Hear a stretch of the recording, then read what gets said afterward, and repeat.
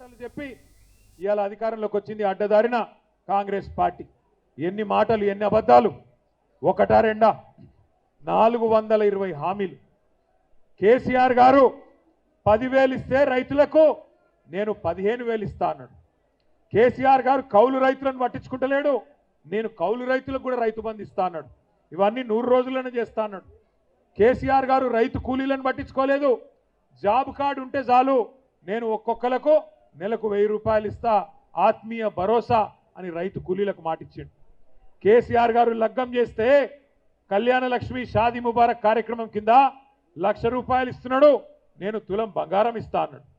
KCR 2,000 pension ఇస్తున్నాడు, నేను ముసలమ్మకు ముసలయ్యకు ఇంట్లో ఉండే ఇద్దరికి 4,000 పెన్షన్ ఇస్తా అన్నాడు.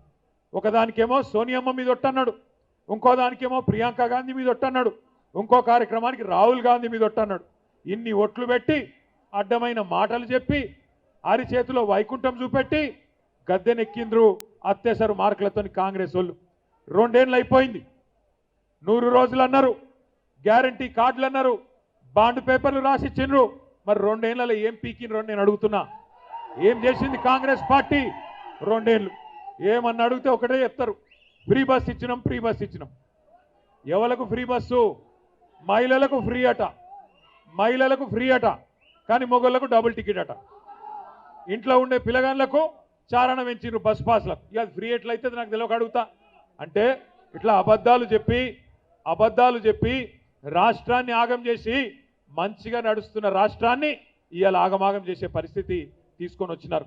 మన ప్రజలు కూడా నమ్మిండ్రు. కేసీఆర్ గారు 2,000 పెన్షన్ ఇచ్చిండు కదా, మరి ఈయన చెప్తున్నాడు కదా 4,000 ఇస్తా అని, ధనిక రాష్ట్రం కదా ఇస్తాడేమో అనుకున్నారు. మరి ఎక్కడ పోయింది ఇవాళ ధనమంతా?